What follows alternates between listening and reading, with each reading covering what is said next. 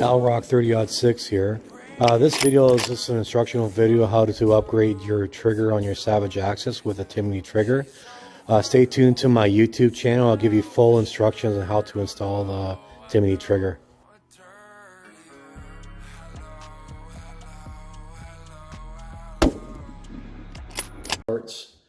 And then with the Timiney trigger, which I'm going to be doing as well, you get instructions right here. You get a poster of all the different rifles you can get a trigger from Timiney. There's 75 of them. You get a prayer, and then in here comes with your parts. Comes with your trigger, which is here, and in here comes with Allen key, spring, and a C-clip. So it's a spare C-clip. If you lose the one on the assembly or break it, it's a backup to replace the one on your rifle that you already have. If you can use the one on your rifle already, then just recycle that one.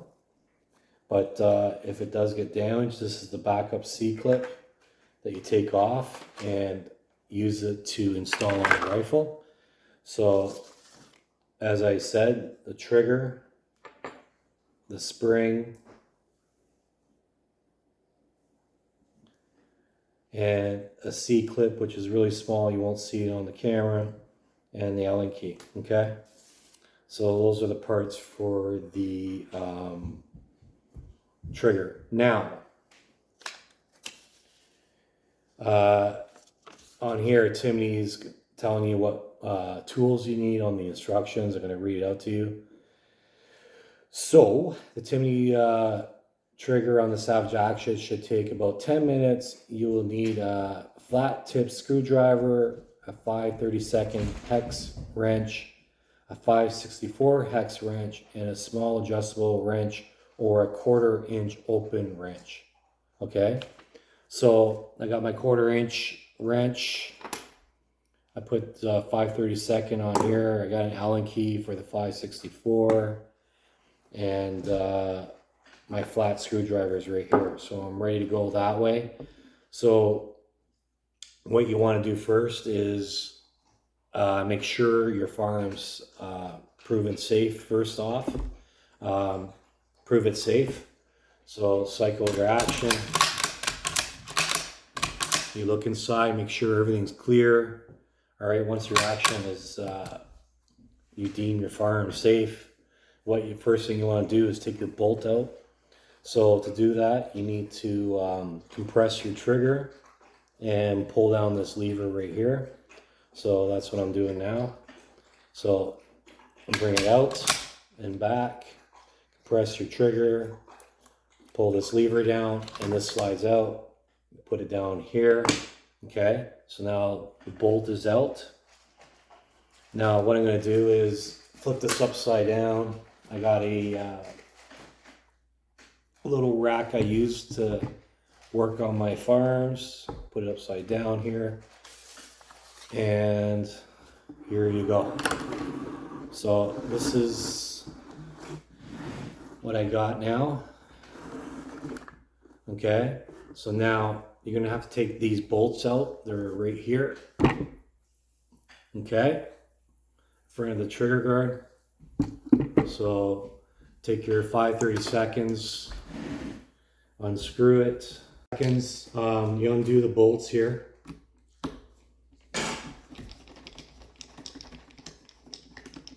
And one's in front of the magazine, and one's in behind where the magazine would go in front of the trigger guard. So you take both those out. That's to take the action from the stock. And you just take it off right there. And here we go. We got the short bolt, and that goes in front of the magazine, and the long bolt. Okay, so there's the trigger guard here. It comes off. Here's the stock. You can tell, look at the bedding on this. It's like really hollow inside. A lot of flex in this. So with this new stock, it's only going to improve the action.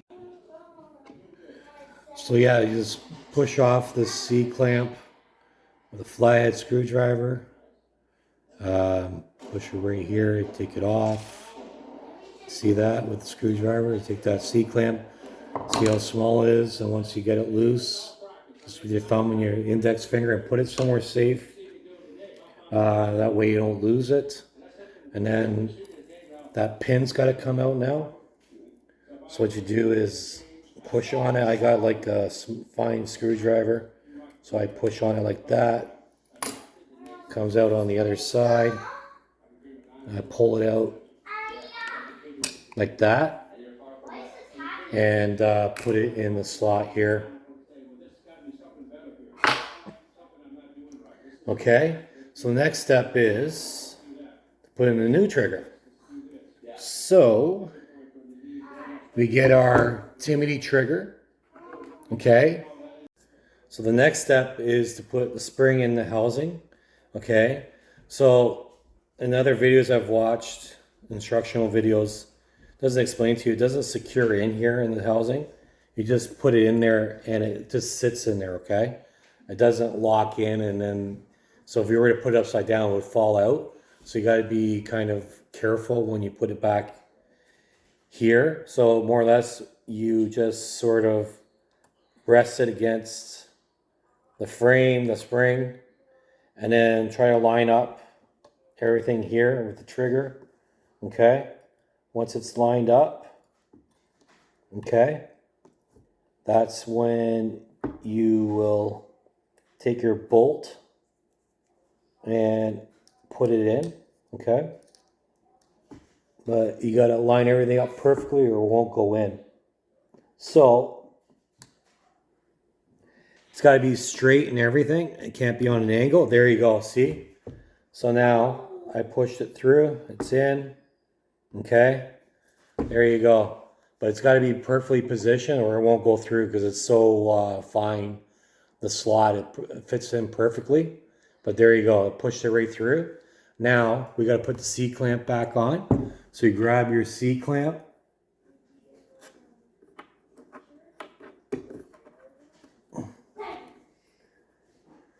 Okay.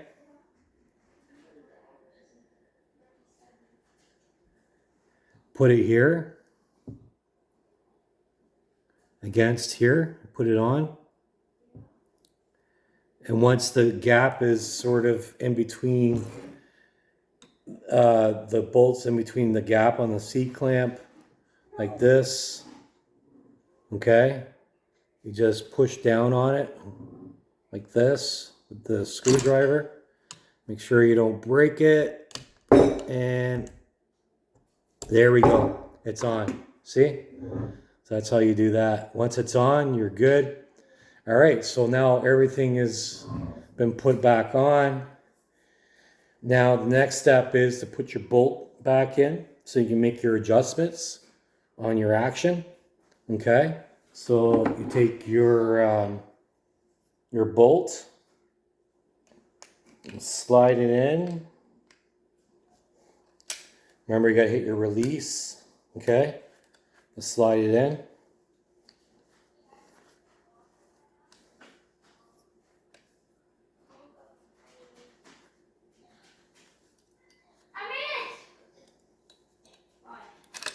There we go. It's in. Okay. Now your action, your bolt's in. It's all assembled. Now you got to make your adjustments. Okay. So, first thing you got to do is loosen this nut here. Okay. Now I'm going to show you up close because when I was watching other people's videos, it wasn't clear to me where to use this wrench. So you see here on top of the trigger, there's a nut. So you loosen this up, and then with your Allen key, this one here that came in your package, you make your adjustments, and make your adjustments for your trigger pressure and your sear and your safety. It's for all three of these here. There's one that there is for your trigger pressure is for your safety engagement, and that's for your sear, okay? But to adjust this, you gotta loosen this nut with this 1/4-inch wrench. So what we're gonna do is loosen this up, okay?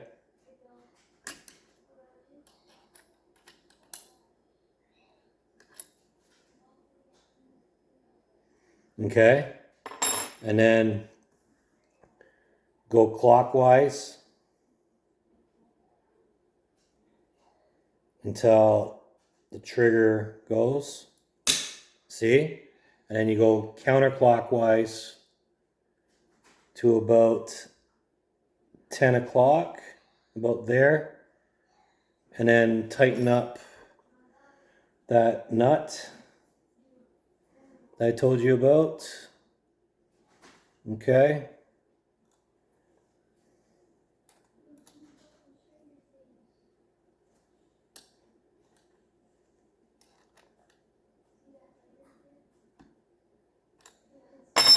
Okay, so that's all done. The searing's done. Okay, so the next thing is to engage with the safety and the trigger pressure.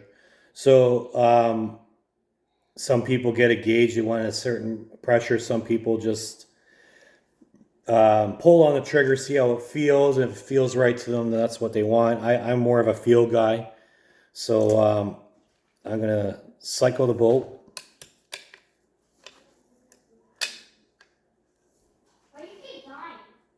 Pull the trigger, and that actually feels pretty good to me.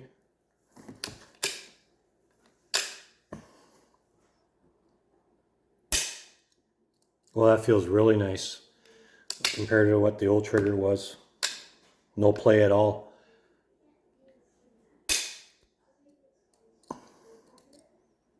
Okay, so say I wanted to loosen up that pressure on the trigger.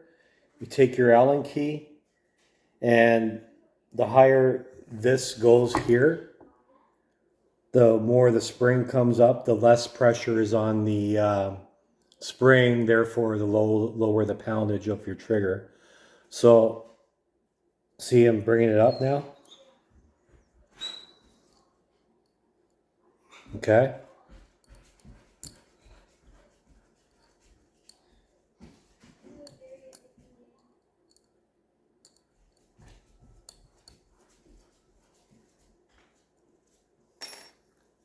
Okay. I'm gonna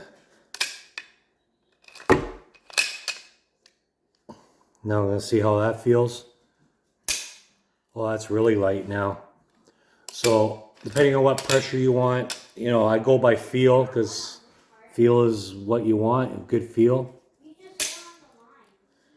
So yeah, see, when it comes up, it loosens up. And the more further you go down, the tighter it gets. So I'm thinking this is pretty good. Okay. So the last thing you got to do is engage the safety. Now, a lot of these videos I've watched, no one ever tells you the best way of doing it. From feeling it out, it was frustrating trying to engage the safety. Best thing to do is actually tighten the safety all the way to the bottom and gradually loosen it and see if it engages. So what you want to do is tighten it with the Allen key. That's the second notch here from the back. That's your trigger pressure. And this is here is your safety. Okay, so you put that in here, tighten it all the way, and then cycle your bolt like this. Pull the trigger, okay, with the safety on, it shouldn't go. Then take the safety off and pull it, and it should go, okay? And then you cycle the bolt again and engage the safety, shake it, make sure it stays, you know, engage the safety, pull it, shake it, Make sure it stays engaged, okay? So when you tighten it all the way, it's not gonna fire when you have it. So you just gotta loosen. It was about, for me, about a half to a 3/4 turn, and then it safety stayed intact when the safety was on, and when I took the safety off, then I was able to pull the trigger. So you just gotta play around with it a little bit, but once you get it, it works. So that's the best way to do it. Tighten all the way and then gradually loosen it until it works properly. Okay. Okay, so the next step is, now that we're done the trigger assembly, let's put this action into the new frame that I bought, the Boyd stock. All right, so you put the trigger through the trigger guard, and then put your barrel down and push in gently. And here where the safety is, you push down on that as well. And everything's flush. And then we get our long and short bolt. And we use our hex key that we had before. And we installed the bolts into the action. So the short bolt goes in the front. Okay. So we hold it here. And grab our hex key and make sure it's flush and flat. Screw it in.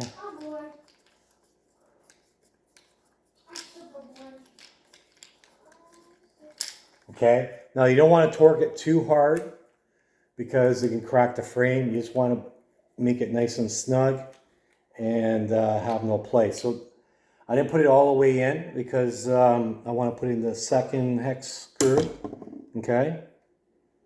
And then tighten everything up from there. And this Timiney trigger has increased and improved the action. I mean, it's a nice pull now, and it feels nice to me. It's nice, even, crisp trigger pull, where before it was kind of wonky. And it wasn't very consistent. Like now I can feel the trigger pull is very consistent, and more consistent movement with your firearm means you'll be a better shooter because you're a more consistent shooter. Changed you because it was a budget rifle, was the stock and the trigger. Now that I improved those things, this is like $1,000 rifle now instead of a $500 rifle. So I mean, you can always build on these budget rifles and make them better. All right, I'll rock 30-06 over and out.